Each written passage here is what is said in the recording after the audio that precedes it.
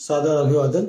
आइए प्रकाश के गुणों की श्रृंखला में आज हम प्रकाश के लिए क्रांति कोण तथा पूर्ण आंतरिक परावर्तन के विषय में जानने का प्रयास करेंगे। जैसा कि हम जानते हैं, जब प्रकाश की किरणें सघन माध्यम से विरल माध्यम में, चित्र के माध्यम से देखें, प्रकाश की किरणें जब सघन माध्यम से विरल माध्यम में जाती हैं तो प्रकाश का कुछ अंश जो होता है वो यहाँ चित्र के माध्यम से यदि हम स्पष्ट करना चाहें तो प्रकाश की किरणें सघन माध्यम से विरल माध्यम में जब जाती हैं तो प्रकाश किरण ओ ए जो आपतित किरण है उसका कुछ भाग अंश, छोटा सा अंश ओ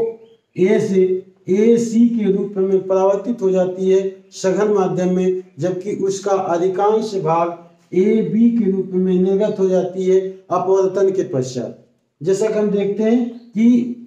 किसी भी प्रकाश की किरण का आपतन जब किसी सघन माध्यम में होता है तो सघन माध्यम से विरल माध्यम में जब प्रकाश की किरणें जाती हैं तो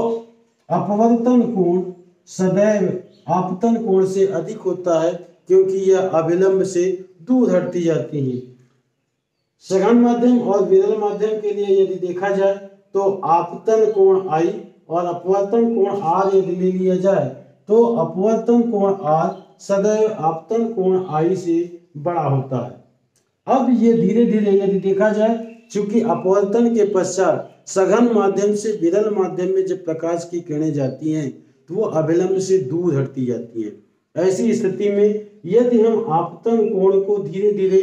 बढ़ाते जाएं तो अपवर्तन कोण भी बढ़ता जाता है, और ऐसी स्थिति में एक स्थिति ऐसी आती है, एक आपतन कोण ऐसा आता है जिसके लिए सघन माध्यम से विरल माध्यम में जाने पर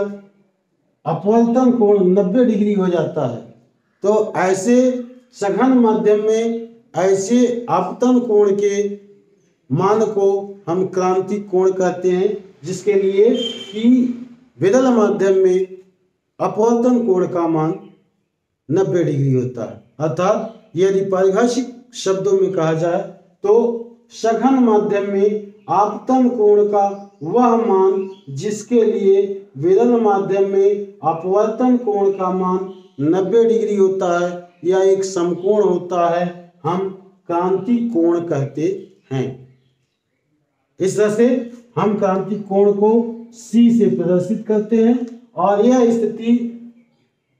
सघन माध्यम से विरल माध्यम में जब प्रकाश की किरणें जाती हैं उसी स्थिति में उत्पन्न होती है। अब यदि क्रांतिक कोण का मान थोड़ा सा यदि हम बढ़ा दें, जैसा कि चित्र 3 के माध्यम से आप देख सकते हैं कि क्रांतिक कोण का मान C का मान यदि थोड़ा सा हम बढ़ा दें तो सघन माध्यम से विरल माध्यम में जाने के लिए प्रकाश की किरणों का जब अपवर्तन होगा तो वह 90 डिग्री से अधिक हो जाएगा। अर्थात प्रकाश की आने वाली OA किरण AC के रूप में पुनः पूर्ण रूप से परावर्तित होकर के यह सघन माध्यम में ही चली जाएगी, विरल माध्यम में किरण का कोई भाग नहीं जाएगा, और इसी स्थिति को हम पूर्ण आंतरिक परावर्तन कहते हैं। जबकि प्रकाश की किरणें सघन माध्यम से विरल माध्यम में जब जाने की होती हैं, लेकिन जब क्रांतिक कोण से अधिक आपतन कोण का मान हो जाता है तब तल से पूर्ण आंतरिक परावर्तन सघन माध्यम में हो जाता है, और ऐसी स्थिति में उस तल पर जहां की प्रकाश की किरणों का पूर्ण आंतरिक परावर्तन होता है अधिक चमकीली दिखाई देती हैं। लेकिन यह स्थिति तभी उत्पन्न होती है जबकि निम्नलिखित 2 शर्तें पूर्ण हो: प्रकाश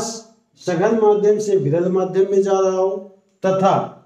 आपतन कोण क्रांतिक कोण से बड़ा हो। ऐसी स्थिति में ही प्रकाश का पूर्ण आंतरिक परावर्तन होता है। जैसा कि हम तराशे हुए हीरे में देखते हैं कि पूर्ण आंतरिक परावर्तन होने के कारण हीरा हमें अधिक चमकीला दिखाई देता है, या फिर पानी में अगर खाली परख नली हम डालें तो एक स्थान आपको ऐसा परख नली की तली का दिखाई देगा जो अधिक चमकीला होता है। इसे हम प्रयोग के रूप में भी देख सकते हैं। आइए हम परख नली को पानी में डुबोकर देखने का प्रयास करें। जैसा कि हम देख पा रहे हैं यदि एक खाली परख नली को जल से भरी गिलास में टेढ़ा करके डाला जाए तो गिलास के ऊपर से देखने पर एक स्थिति में नली का तल चांदी की भांति चमकीला दिखाई देता है।